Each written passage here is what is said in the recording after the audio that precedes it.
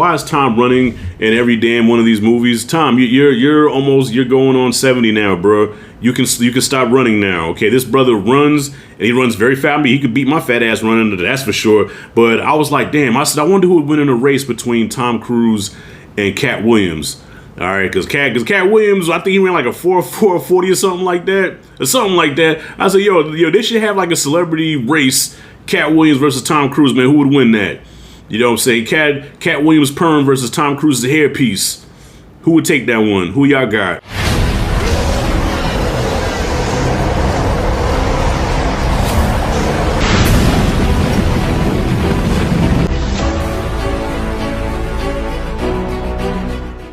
All right, y'all, there's an old saying, you ain't gonna miss the water till the well run dry. You ain't gonna miss it until it's gone. Kind of like when LeBron James retires from basketball, y'all gonna miss him. All right, Tom Cruise is the true definition of the last action hero. It ain't Arnold, it's Tom Cruise. He's the last action hero, so appreciate him while he's still here.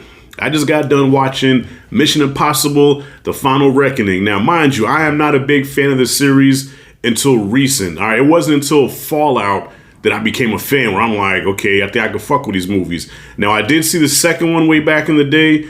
I missed the first movie because in the 90s, I really wasn't messing with Tom Cruise. I'll be honest with you. In the 90s, he was doing some experimental stuff at the time. And I was like, I really wasn't rocking with Tom Cruise back then. So I didn't see the first one. I did see two. I missed everything in between. Then I saw Fallout. And then the one that came out was a Dead Reckoning. And then this one. So now I got to go back and watch all of them because I am now a fan of this series. And this movie here, I believe that this is the last one. Ain't this the last Mission Impossible? There's no more after this? Because it felt like a finale. It is called Final Reckoning.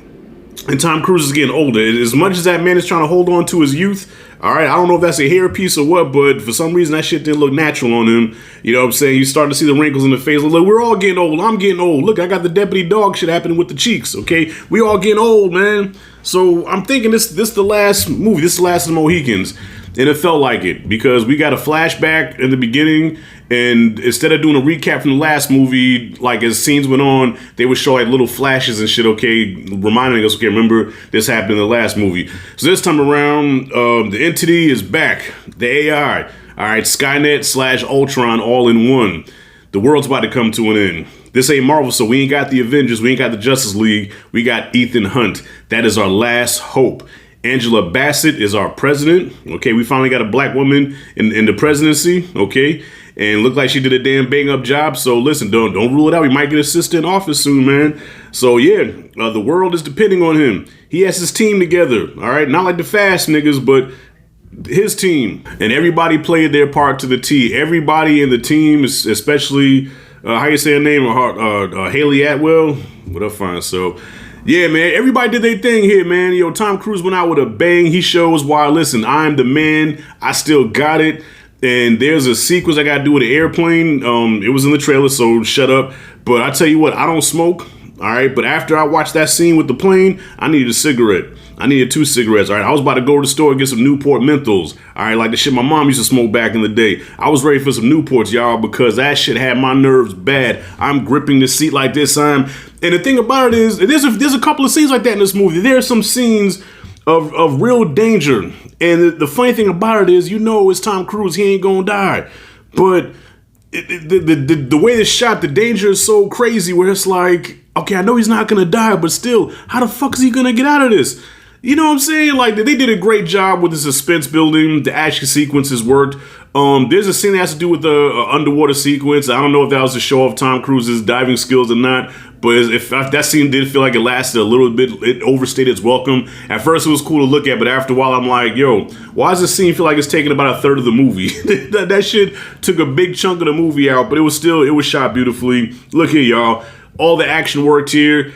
If you ask me what the plot is, besides them trying to stop the entity, you know, all the plotting and scheming and shit and the back and forth banter, a lot of that shit was going over my fucking head. Like, sometimes when they were talking, it almost felt like something out of, if you ever seen Black Dynamite, where they're breaking down how the man is poisoning anaconda malt liquor to shrink black men's dicks, okay, that whole sequence, okay, it was like, what, huh, what, huh? And they're like, got the border shit put in, like, that's how it felt watching some of these scenes, but I'm like, with the Homer Simpson blank face, like, But you know what? The thing about movies, well, think about me. Even if I don't understand fully what's going on, if the movie still has a good feel to it, if it has a good tone, if it's done right, then you know what? The plot and shit don't even matter to me. But if I'm not really feeling the movie or feeling the characters, then yes, the plot will matter, and I will complain about the plot. But because I was just into this, because the movie was so well paced, so well acted, the action was on point. You know what I mean? Like, I compared the last movie to John Wick, where I was saying, even though I did like Dead Reckoning, but John Wick was such a fast-paced, crazy-ass action movie. Like, everything else just feels like slow motion. And I think they took note of that because this movie moved at an extremely fast pace, where at times it was almost hard to keep up. And the 2 minutes and 40 and the 2 hours and 49 minutes went by like that. I did not feel the runtime. That's just me, y'all. Because y'all know me. I will go to sleep. I will knock out. But I didn't fall asleep not one time. I was up. I was into this. Even the dialogue heavy scenes, man. There was some emotional scenes. There was some goodbye scenes. You know what I mean? I don't know. Like, I really loved the experience of watching this movie. And I kind of want to go see it again. I watched it in IMAX. And I think that's the only way to watch it. Okay, if you can't watch it in IMAX, watch it in Dolby. But I think IMAX is probably the best way to watch it, man. And I had a great time with this movie. So when it went off, I left with a smile on my face. I felt very satisfied. I'm like, yo, that's an action movie. That is an action movie. Tom Cruise, what I admire most about him is that he gets it. He gets what entertains audiences. He gets what audiences want. He's been doing this for a long time. And he's like, look, to all y'all motherfuckers that's trying to do stuff, let me show you how it's done. Let me show you what entertains a crowd. And he entertained me in spades. And goddamn it, Tom, if this is your last action movie, bro, if this is your last Mission Impossible movie, man, yo, salute. I'm giving you flowers, man. I'm going to miss the shit out of you, man. I got to go back and watch the other movies, bro, because I absolutely loved this movie. This is the best action movie of the year so far.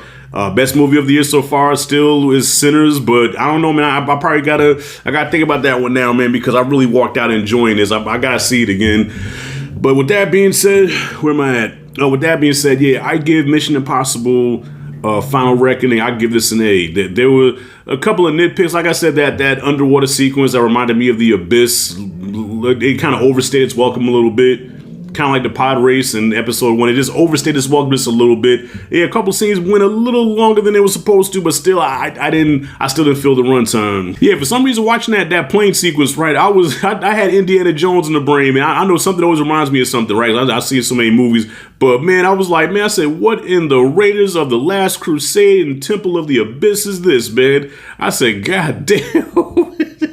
And wait, there are a couple of far-fetched moments too, where I think, well, one of them was a nod to Raiders with that has to do with when Indiana Jones is stuck under the truck and the truck was dragging him, and there's a similar scene to that with Tom Cruise holding on, and I'm like, bro, your back should be ate the fuck up, man. Stop it. But whatever, man. I still dug this joint. So yo, what did y'all think about Final Reckoning? I can't see nobody really hating on this movie, but you know, you never know, because as much as I love Sinners, man, there was some people that shit on Sinners, so who knows, man? But yo, comment fully below. Let me know what you thought. If you like it, dig this content, like and subscribe, notification bell in the corner. This is Rashad G signing out. See you in the next video.